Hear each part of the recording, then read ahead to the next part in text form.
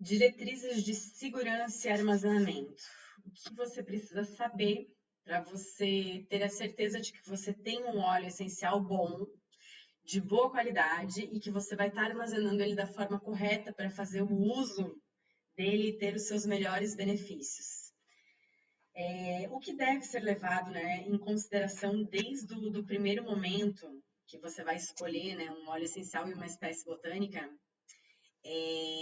de onde ela vem, como é que ela é plantada, são várias características, né? Vários itens que você tem que estar de olho para saber se aquele óleo essencial é realmente um óleo essencial puro e você pode fazer o uso dele e ter a certeza de que você vai colher todo o potencial terapêutico dele, que você vai estar tendo acesso àquilo, né? Então, além do modo de cultivo, da escolha das plantas, a colheita no momento certo, que aquela erva vem do lugar onde ela prospera melhor, né? Por exemplo, a lavanda da Bulgária, ela tem uma composição completamente diferente da lavanda do Brasil, né? Então, que ela está no estágio de desenvolvimento perfeito para ter aquela química que a gente está procurando, né? Que ela foi colhida naquele período do dia, naquela época do ano, né? Que a identificação da planta foi feita da forma correta, que é uma lavanda officinalis, não é uma lavanda dentata que está sendo usada. Que a parte da planta utilizada foi só a pétala da rosa, que não tem folha, que não tem mais nada ali, que você vai estar com aquilo mesmo, né? Com aquilo que é prometido, né? Que existem óleos que têm quimiotipos diferentes, por exemplo, o alecrim tem quimiotipo anetol e cineol, e isso vai mudar a composição química e as restrições daquele óleo.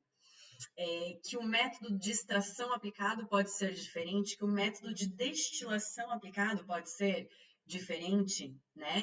Que ele tem que existir um controle de qualidade final para você ter certeza que aquele produto que está no frasquinho no final foi o que foi extraído da planta, né? Um controle físico, análises físicas para saber se a cor, o sabor e a densidade são aqueles aceitos que estão dentro, né, do que é aceito, um controle químico, uma cromatografia gasosa para garantir os compostos e tudo que tem ali dentro. Então, tudo isso faz parte do processo de qualidade, né? E a gente pode dividir os óleos essenciais encontrados no mercado em algumas categorias, que seriam óleos essenciais com um padrão de qualidade industrial, que são óleos que têm espécies botânicas não corretamente identificadas, né? Cultivadas de forma industrial, uma plantação de lavanda, por exemplo, sem considerar a época do ano, a época de colheita, né? Muitas vezes reconstituídos, como é o caso da melissa, que muitas vezes é enchida com capim-limão, que é parecido, tem alguns compostos, mas não é a mesma coisa, né? Algumas vezes são óleos sintéticos também, né, que não têm finalidade terapêutica e que devem ser usados somente pela indústria de perfumaria pelo seu cheirinho, o cheirinho que está ali, e não pelas propriedades terapêuticas, tá? Existe a segunda categoria, que são os óleos essenciais 100% puros e 100% naturais, que são óleos de qualidade mediana, não provêm necessariamente de espécies botânicas corretamente identificadas, nem de espécies colhidas em seu estado selvagem ou cultivadas de forma orgânica, né? Nem sempre é levada em consideração a época da colheita, né? A destilação muitas vezes é incompleta, não são feitas várias destilações, ela é feita em um tempo menor ou em uma alta temperatura, o que pode danificar alguns componentes que seriam, né, terapêuticos. Esses óleos até podem ser usados para fins terapêuticos, mas não é aconselhado, tá? Os óleos que são aconselhados para uso terapêutico são os óleos autenticados e quimiotipados, que seriam o quê? Seriam os óleos 100% puros, 100% naturais e também 100% completos e integrais, que não tem nenhuma outra substância ali dentro, a não ser o que a planta produziu, tá? São óleos essenciais mais ativos no plano terapêutico, são mais difíceis de encontrar, né? E seu preço é forçosamente mais alto. Nossa, a gente tem um erro bizarro aqui.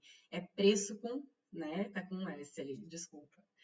O preço tá forçosamente mais alto. Então, o preço é mais caro, mas o que você vai obter também é muito melhor.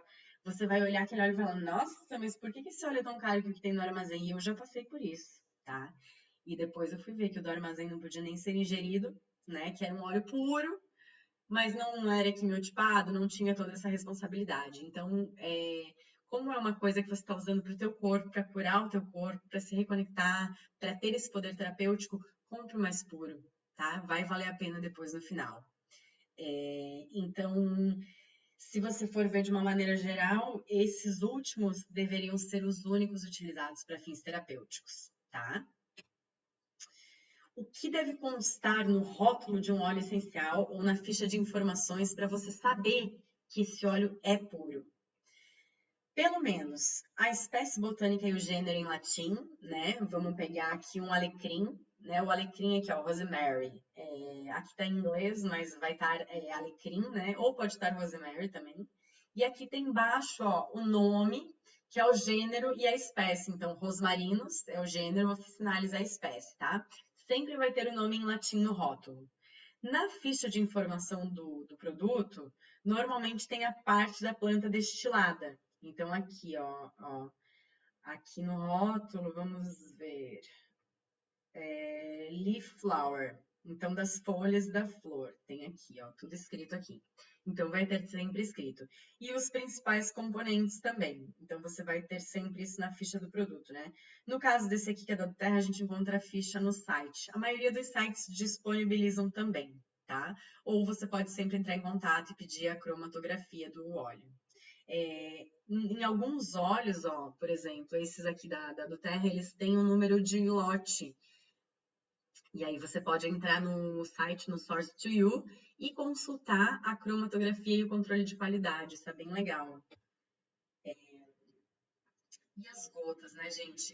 Qual a medida, né? Às vezes tem muitas pessoas que se perdem entre as gotas e as gramas. Isso é uma questão bem interessante eu acho, de colocar. Acho que muita gente tem dúvida nisso. Então, 1 ml de óleo essencial, ele representa aproximadamente 20 gotas. Por que aproximadamente? Porque tem óleos que são mais densos que os outros.